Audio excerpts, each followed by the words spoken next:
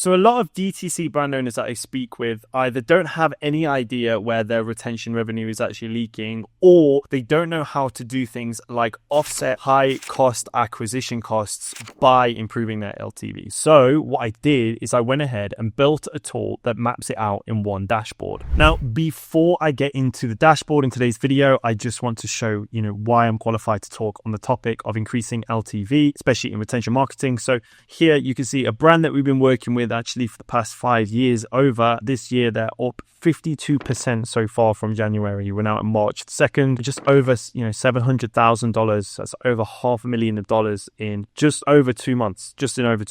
And as I mentioned, I'm Dan. I'm head of retention at hazemedia.co, where we scale e-commerce brands with email and SMS marketing. We also do paid advertising as well. Now, the reason why I created this dashboard was I was tired of doing manual audits in Google Docs. So what I did is I went ahead and built a system that scans a brand's life cycle and spits out real opportunities. So I'm going to highlight a few things that I find cool in this dashboard. Obviously, it's a very long dashboard and it takes roughly around 30 minutes for Claude Code to run this for each brand. Basically, what it goes and does is it goes to the brand's website, it scrapes the entire website, then it goes to Reddit, it goes to Trustpilot, it also explores other forums through Google search. It actually uses Perplexity as well as web scraping to find out essentially like a deep research into the brand, and then highlights opportunities and things they're missing and practical ways that can improve their LTV. So one thing that I really like is this executive summary here with key takeaways. Some of those things though that the brand may already know. So for example, Dry January and Sober Curious Moments is a high focus. Customers sell this product on taste first, whereas gut health is second. And then another key takeaway is loyal subscribers are vocal and sticky. I've had a subscription for over a year now. So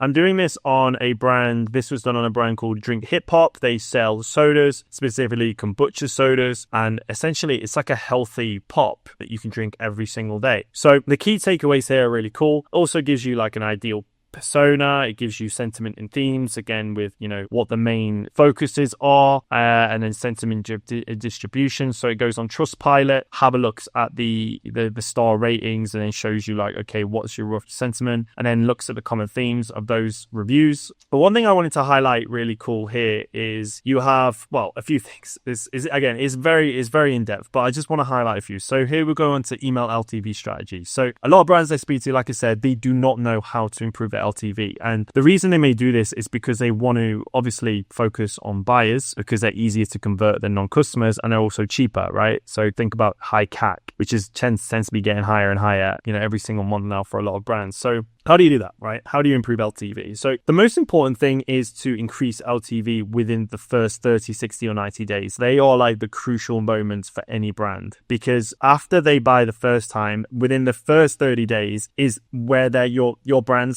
is on top of their mind, especially for a first time buyer. Okay. So they're going to be using your product for the first time, maybe within the first 2 weeks, maybe talking about it a little bit with friends that, hey, I bought this new product, I'm trying it out. And you're really on their top of mind. After 60, 90 days, if they haven't used your product a second time, they're likely already found someone else, or they've just forgotten about your product entirely. So the first 30 days especially are super crucial to get the person to try out the product and come back and buy more, right? It doesn't have to be the same product if you sell multiple products on your website, but it has to be another product that you sell. It could be an accessory, it could be a cross-sell, it could be a complement to the product that they bought. It's something else, right? They have to be spending money again, okay? So the one way to do that on an automated basis, and again, I wanted to put together something that a brand can take away and say, okay, how can we automate this, right? And how can we take what we're already doing and supercharge it. So the flows that I'll recommend are not your standard welcome series, not your standard catch-all evergreen flows like your abandonments, your maybe your win back, your sunset flows. It actually will give you specific new flows that you can create that you likely don't have based on certain segments. So here it goes in with the day, so the LTV day. So here we have day 30, day 90, day 60, day 30, day 30. Basically give you the trigger of that flow. So here we have the the placed order, subscription is false, so they're not a subscriber, and they've only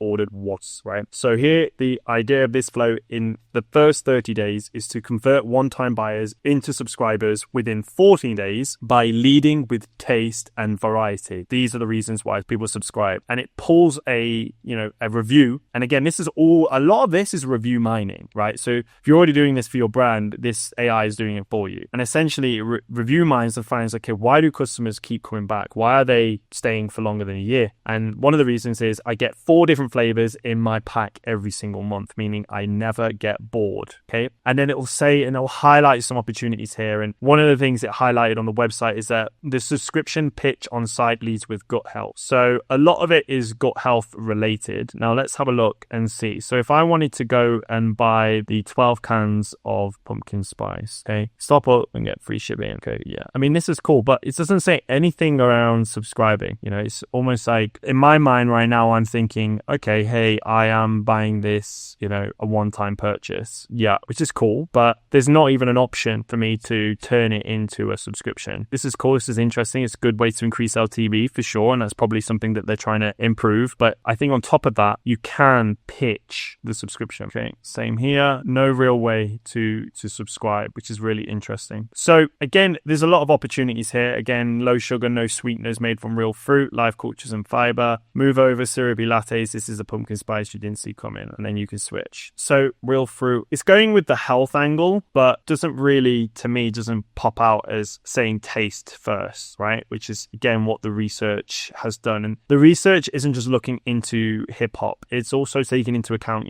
why do people buy sodas? Why do health conscious people maybe buy sodas? And then this is why it gives you like the ideal customer profile and bases it off of that. So this is the soda switcher who actually cares about taste. Someone who drinks soda every day, wants to drink soda every day, and they want to switch to a healthier alternative, but they don't want something that tastes sour or weird or like a health drink, right? And that's a good opportunity there to pitch and position your product. That doesn't alienate anyone, because in the end of the day, like, taste is above everything for everybody. I think anyone can relate to when you eat something, drink something, you want it to taste good. So the goal of this flow is to touch on that. And it's a taste first only welcome series for one-time buyers. I think it's cool. It's really interesting to test. They've gone on another one here, which is, again, more specific. So the messaging here is targeting people who maybe have bought a drink that has a specific, more like a flavor that's more of a kombucha taste. So you can mask. I haven't tried all the hip hop flavors, so maybe none of them taste like kombucha. But a lot of kombucha drinks, or at least a lot of people think that kombucha drinks taste a little bit sour,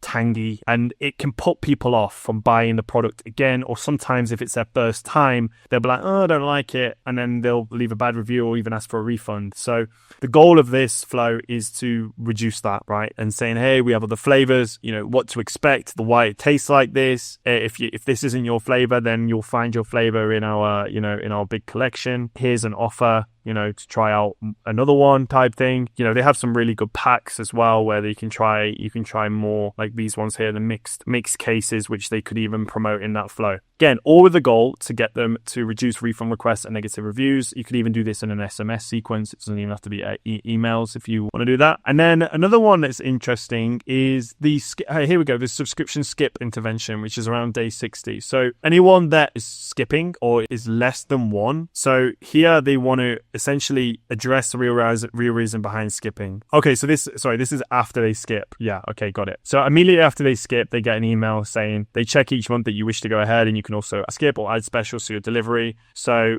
every skip is a churn risk. And basically the goal of this flow is to say, no worries, we saved your spot, quick question, no. So finding out why they skipped and stopping them from churning, right? Because sometimes what happens is people skip and then eventually they just delete it. So, you want to make sure that they don't go from the skip to the delete part, right? You want to stop them from doing that. And this is the purpose of this flow around day 60. So really, really, really, really incredible ideas here. So to try out with Flowwise, which I think, again, is all with the goal of increasing LTV. And this right here, these flows and these campaigns that I'm going to get into in a minute, this usually is where you have, you go from 6 figures to 7, 8, and 9 figures a year is by getting these in place with your flows. A good example of, supercharging your flows is having campaigns going out. So if you're not regularly sending campaigns, this will give you a campaign plan of what you should be sending out in each of the windows. So you got day 30, day 60, day 90, all with the goal again of increasing LTV. And you can send these on top of your regular campaigns. Okay, you just get a little bit granular with your segmentation, you test it out, and you see what works well. The 30-day quick wins is really good. This is going to help you